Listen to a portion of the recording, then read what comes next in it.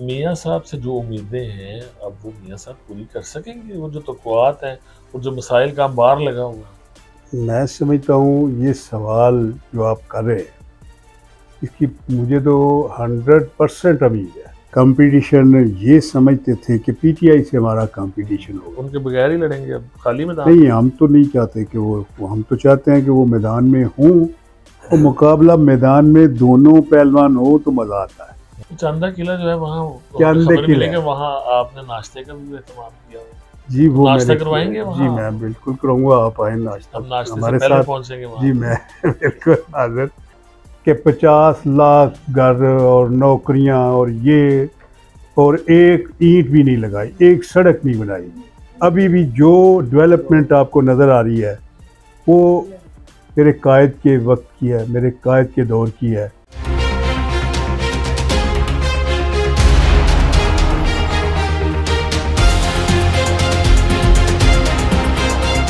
औज़ुबिल्लाहिमिनश्शैतानिर्रजीम, बिस्मिल्लाहिर्रहमानिर्रहीम। करोड़ों अरबों खरबों दुरूद खातमुन नबीयीन रहमतुल लिल आलमीन सैयदुल मुरसलीन जनाब मोहम्मद सल्लल्लाहु अलैहि वसल्लम और आपकी आल पर। प्रोग्राम सागर किनारे के साथ आपका मेज़बान फैसल फारूक सागर आप सबकी खिदमत में सलाम अर्ज़ करता है। नाज़रीन किराम, पाकिस्तान मुस्लिम लीग नून के कायद मियाँ नवाज शरीफ की वतन वापसी के हवाले से तैयारियाँ जोशो खरोश से जारी हैं और इस हवाले से मुस्लिम लीग नून के मुख्तलिफ रहनुमाओं से हमारी बातचीत का भी सिलसिला जारी है। और आज एक और बड़ी अहम शख्सियत हमारे स्टूडियोज़ में मौजूद हैं जो साबिक़ एमपीए हैं और पार्टी की जो 21 अक्टूबर के हवाले से तैयारियां हैं उनको बड़े जोशो खरोश से उनमें हिस्सा ले रहे हैं और इंतज़ामात में मसरूफ़ हैं। वर्कर्स कन्वेंशन अपने हल्के में उन्होंने करवाया जिसमें मुस्लिम लीग नून की मकामी और सूबाई क़यादत मौजूद थी और उस हवाले से भी हम उनसे पूछेंगे कि ये कन्वेंशन आपका कैसा रहा। मेरे साथ मौजूद है चौधरी अशरफ वड़ाइच साहब। मैं आपका शुक्रिया अदा करता हूँ साहब, आप तशरीफ़ लाए हैं और हमें मौका दिया आपने गुफ्तगू का। ये बताएं सबसे पहले कि हमारे नाजरीन के लिए अपने हल्के के हवाले से अब तक जो आपने सियासत की है तो थोड़ा सा आपका, जिन लोगों को नहीं पता तारुफ आपका, उनको भी मालूम हो जाए कि अशरफ वड़ाइच साहब किस हल्के से और कब इलेक्शन लड़ चुके हैं। इससे पहले औज़ुबिल्लाहिमिनश्शैतानिर्रजीम, बिस्मिल्लाहिर्रहमानिर्रहीम। सागर साहब, पहले मैंने इलेक्शन लड़ा एक आज़ाद, उसमें मैंने 21,207 वोट लिए। थर्ड पोजीशन थी आज़ाद, बाकी उस वक्त पीपल्स पार्टी और काफ लीग का जोर था। उसके बाद मैं एमपीए बना, मुंतखब एमपीए। ये थोड़ा सन बता दीजिए जो पहला इलेक्शन है आपका। पहला इलेक्शन 2002 में लड़ा मैंने और उसमें मैं पहले नंबर पे पीपल्स पार्टी आई, सेकंड पे काफ आई, थर्ड पे मैं आया। ये मेरा पहला इलेक्शन। अभी हमारा जो हल्का चेंज होके बना है इसका नंबर है 70। तो इंशाल्लाह मैं हल्का 70 में उम्मीदवार हूँ अपनी पार्टी से। बाकी आपने तैयारियों के मतलब पूछा, ये जो कन्वेंशन आपने करवाया है, ये जो कन्वेंशन करवाया है मैंने, मुख्तलिफ कन्वेंशन करवाए हैं, यूसी में भी करवाए हैं। हमारे बहुत बड़ा एक कन्वेंशन मेरे गाँव के साथ जो यूसी है उसमें मेरे चेयरमैन हैं राना नसीर अहमद खान साहब। उन्होंने एक बहुत बड़ा कन्वेंशन करवाया जिसमें मेरे एमएनए हल्के के महमूद बशीर विरक, राना मशहूद अहमद साहिब और वो हमारे कोऑर्डिनेटर हैं ज़िले के, और हमारे डिस्ट्रिक्ट चेयरमैन मदर क्यूम नारा साहिब, और इसके अलावा जनरल सेक्रेटरी हमारे शेब अल्ताफ़ वो भी आए।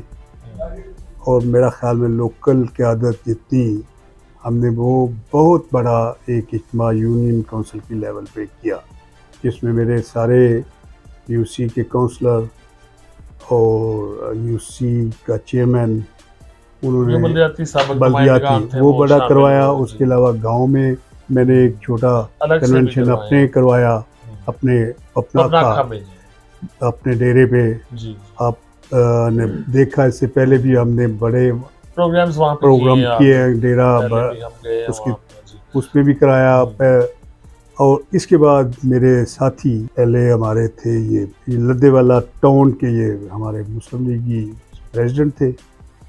अभी ये मेरे साथ अभी ये सारी अगली सियासत के मुतरक होके, वो तो सियासत में जो भी बनता है वो तो बाद में पता चलता है।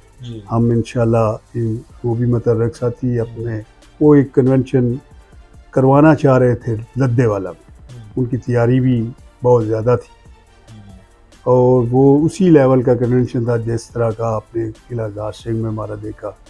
मेरे ख्याल में जितना बड़ा कन्वेंशन किला दार सिंह में हमने करवाया है, हम किसी से कंपैरिजन तो करना नहीं चाहते, लेकिन ये कन्वेंशन आप और बाकी आपको तो पूरे पता है कन्वेंशन जैसे जैसे हो रहे हैं, मैं समझता हूँ कि हमने अपने तौर पे बड़ा कन्वेंशन। आप काफ़ी मुतमईन है? मैं बहुत मुतमईन हूँ, लेकिन मैं ये नहीं कह सकता ना कि मेरा ही बड़ा था, बड़े और भी होंगे लेकिन वो भी अच्छे हो रहे।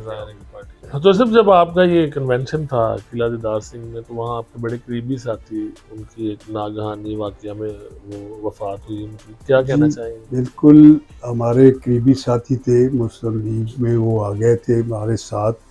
मैं समझता हूँ कि उनका खला हमें महसूस होता रहेगा पूरी ज़िंदगी। बहुत अच्छे वर्कर थे, शेख यकूब बहलोलिया, वो फैमिली बहुत अच्छी फैमिली है। उसके बड़े भाई भी चेयरमैन बल्दिया रहे, शेख हाजी अशरफ, और ये भी चेयरमैन बल्दिया रहे।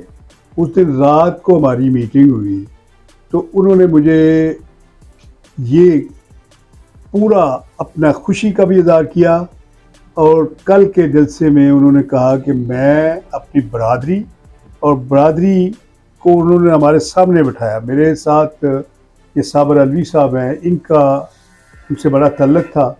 ये और मैं और राना बिलावल और राना नसीर, हम सब साथी उनके घर गए।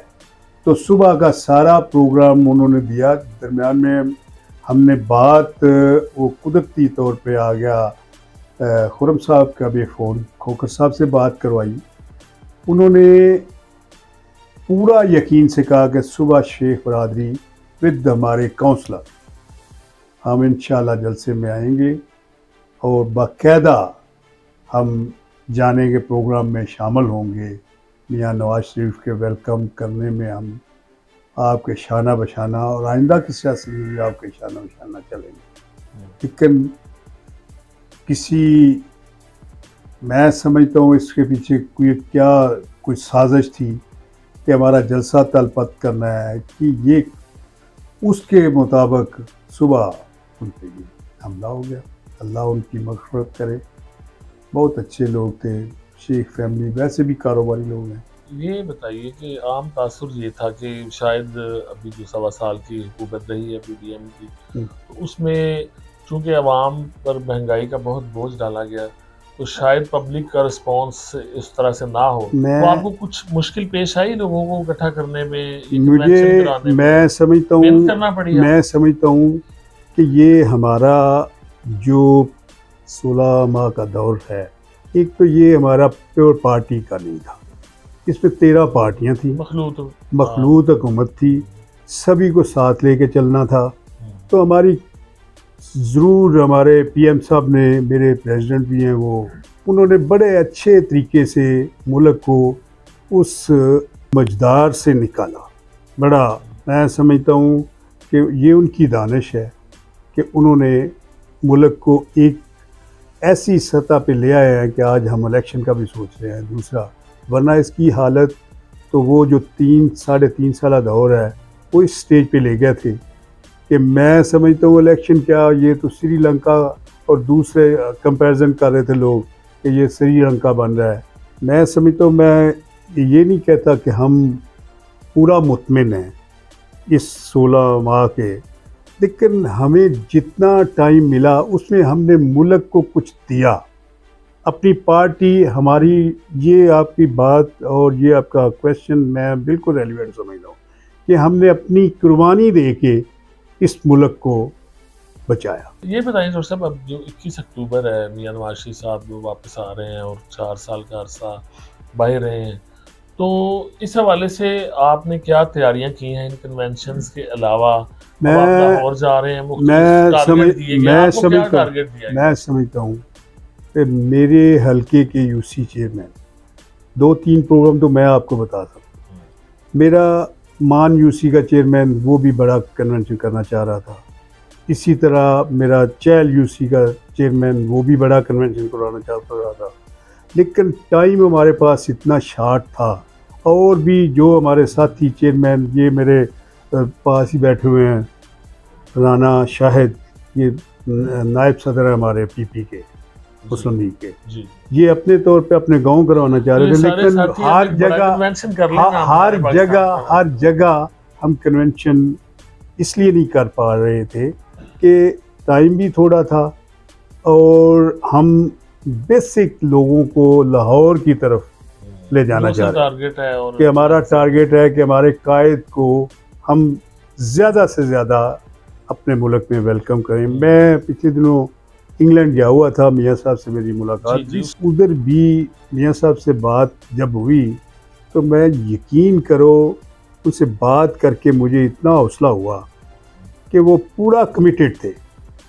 ये तो इधर पूछ रहे आएंगे कि नहीं आएंगे, आएंगे कि नहीं आएंगे। यकीन करो उन्होंने फर्मली उन्होंने कहा कि मैं तो बेचैन बैठा हूँ, अपने मुल्क के लिए बेचैन बैठा हूँ, मैं जल्द आप पहुँचेंगे। हुआ भी ऐसे ही कि मैं जब वापस आया तो बाद में उसी वक्त की डेट भी अनाउंस हो गई। तो अल्लाह के फजल से हम 3-4 लोग थे, 3-4 एमपीए थे, और मेरा ख्याल में सभी ने इतना ज़ोर दे के मियाँ साहब को कहा कि मियाँ साहब आपकी ज़रूरत, मुल्क का आपको देख रहा है। तो उन्होंने भी उतने ही प्यार से हमें जवाब दिया कि मैं भी मुल्क के लिए तड़प रहा हूँ। इसलिए तो ये जो टारगेट आपको क्या दिया गया है, कितने लोगों के साथ आपका काफिला जा रहा है, उसकी क्या तैयारी? मेरा काफिला तो ये है कि हमारे, मैं ऑन एयर कोई बात ऐसे नहीं करना चाह रहा हूँ, मेरा काफिला हमारा पार्टी की तरफ से हमें जो टारगेट दिया हुआ है ना, वो तो हम इंशाल्लाह अचीव करना है। मेरा ख्याल है हमने उस 2-3 गुना जो है ज़्यादा करना चाहते हैं। हाँ, अगर फर्ज करें वो कह रहे 500, वो कह रहे 500, तो हमारा ख्वाहिश है कि हम 1500 लें। ये मैं एक टारगेट, एक अपने जज्बे की बात, पार्टी की, इसके लिए हमने पूरे इंतजाम किए हुए हैं, ट्रांसपोर्ट का पूरा इंतज़ाम किया हुआ है। वो भी मेरा घर में आने और बताने की ज़रूरत नहीं है आपको। अगर आप प्रेस के मेरा ख्याल में बहुत गुजरावाला के नामवर साथी आपने देखना भी है, तो जो आप आने देखेंगे वही कमेंट्स हो तो ज़्यादा बेहतर है। मैं आपसे लग रहा है कि आपने काफ़ी तैयारी की है। मैंने तैयारी जो भी की है आने बताऊं तो वो अच्छी नहीं लगी। वैसे हमने सुबह जब निकलना है ना, तो हमने तकरीबन रॉयल मार्क किया, उधर चांद का किला है हमारे इधर चौक से आगे बनता है। चांदा किला जो है वहाँ, चांदे किले वहाँ आपने नाश्ते का भी एहतमाम किया हुआ? जी, वो नाश्ता करवाएंगे वहाँ? जी मैं बिल्कुल करूँगा, आप आए नाश्ता हमारे साथ पहुँचेंगे वहाँ। जी मैं बिल्कुल हाजिर।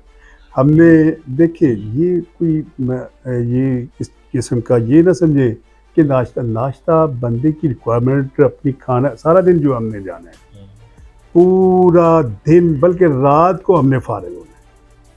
तो इंसान है, कोई इंसान ने खाना भी होता है, हर चीज़ की, पानी की भी रिक्वायरमेंट होती है।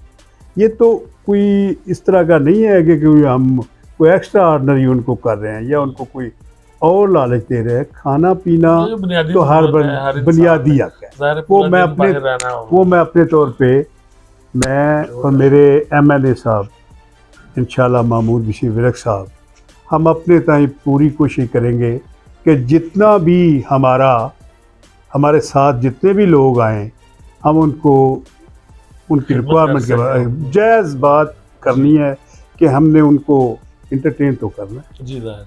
अच्छा सर साहब ये बताएं, अब मियाँ साहब की पाकिस्तान आमद है और तवक्कुआत, अब आपने जो प्रोग्राम किए हैं, क़यादत बाहर निकली हुई है, पब्लिक में गए हैं, साथ साथ महंगाई भी है, अब थोड़ा सा कुछ पेट्रोल की प्राइस कम हुई है, डॉलर थोड़ा सा नीचे है, फिर अब आगे जा रहा है, दोबारा से बढ़ना शुरू हो गया आजकल में। तो आपको लगता है कि मियाँ साहब वो जो उम्मीदें लोगों ने लगा ली हैं और आपने उनको बड़े अरूज पे पहुंचा दिया है जलसे कर कर, तो मियाँ साहब से जो उम्मीदें हैं अब वो मियाँ साहब पूरी कर सकेंगे? वो जो तवक्कुआत हैं और जो मसाइल का अंबार लगा हुआ है? मैं समझता हूँ ये सवाल जो आप कर रहे हैं इसकी मुझे तो 100% उम्मीद है कि हमने, मेरे कायद ने इंशाल्लाह जो वादा करना है वो इस तरह का नहीं करना कि 50 लाख घर और नौकरियां और ये, और एक ईंट भी नहीं लगाई, एक सड़क नहीं बनाई। अभी भी जो डेवलपमेंट आपको नज़र आ रही है वो मेरे कायद के वक्त की है, मेरे कायद के दौर की है। आपको जो आपने सवाल किया है कि आपको उम्मीद है, तो ये मेरे कायद ने पहली दफ़ा नहीं करना। पहले भी ये मुल्क अंधेरों में डूबा हुआ था, ये मुल्क की हालत इतनी पतली थी, IMF के कंजे में थे हम। IMF को भी खैरबाद कहा, बिजली बहाल की, सड़कों का जाल बिछाया, लोगों की नौकरियां, हर चीज़ उन्होंने पहले भी जब हुकूमत ली थी उसकी हालत और बाद में उनकी हुकूमत में जो कुछ हुआ वो आपके सामने है। इसका मैं अभी बिफोर टाइम मैं तवक्को तो करता हूँ, मुझे अपने कायद पे इत्मीनान है, लेकिन जो होएगा इंशाल्लाह, पहले भी आपने देखा, बाद में भी आप देख लेंगे इंशाल्लाह। आपको पूरी तवक्को है और मुझे पूरी से भी बढ़ के है, लेकिन कोई काम जो तवक्को होती है वो तवक्को होती है, लेकिन मुझे तो अपने कायद पे इत्मीनान है। तो सब पाकिस्तान की सियासत के हवाले से आखिर में आपसे ये सवाल है कि जो 9 मई के वाक़यात हुए हैं उसको बड़ा कंडेम भी किया गया है, और पहली दफ़ा हमने ये देखा है कि पाकिस्तान की जो तनसीबात थी, फौजी तनसीबात, उन पर भी हमले हुए, और उसके बाद सियासत ने एक नया मोड़ लिया है और लग रहा है कि आपके लिए मैदान बिल्कुल खाली है।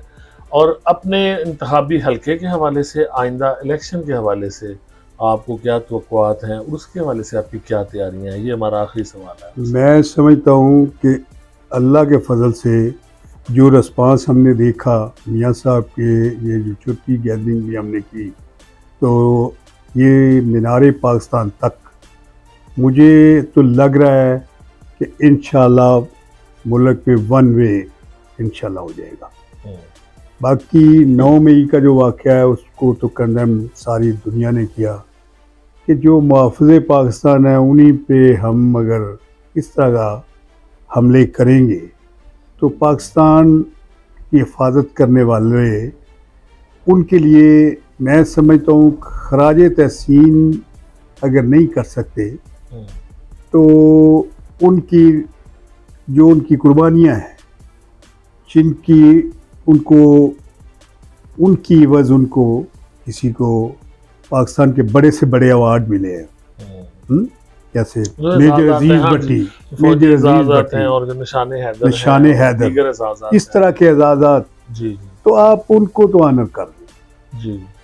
और वैसे भी अगर हम अपने दिफाई इदारों पे हम हमले करेंगे तो ये तो दुश्मन का खेल हम खेल रहे होंगे। यही इस पे सारा यही तो बात। इंतखाबी मैदान क्या लग रहा है आपको? इंतखाबी मैदान में पहले तो हम थोड़ा इसमें कंपटीशन, अपना हल्का आप थोड़ा बताएं। कंपटीशन ये समझते थे कि PTI से हमारा कंपटीशन होगा, उनके बगैर ही लड़ेंगे। अब खाली मैदान नहीं, हम तो नहीं चाहते कि वो हम तो चाहते हैं कि वो मैदान में हों, और मुकाबला मैदान में दोनों पहलवान हो तो मज़ा आता है।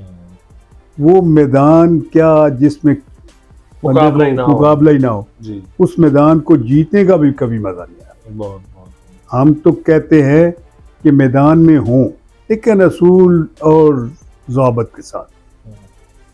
जो वो हद क्रॉस कर रहे हैं, ये हम इसको सारी पाकिस्तानी कौम ने कंडेम किया है। कानून को नहीं तोड़ना चाहिए, सब जमातों के लिए है, सब के लिए है, और अपनी हदूद में रह कर लेना चाहिए। चौधरी मोहम्मद अशरफ वड़ाई साहब से की गई गुफ्तगू आपने सुनी है, मुझे आपकी आरा का भी इंतज़ार रहेगा। आइंदा इलेक्शन के हवाले से चौधरी मोहम्मद अशरफ वड़ाई साहब बड़े पुरयकीन हैं कि मुस्लिम लीग नून एक बड़ी कामयाबी एक दफ़ा फिर हासिल करेगी, और मियाँ नवाज शरीफ साहब के हवाले से उनका ये कहना है कि वो पाकिस्तान को इन मुश्किलात से, इन मसाइब के भंवर से निकाल कर दोबारा तरक्की की मनाजिल की तरफ लेकर जाएंगे।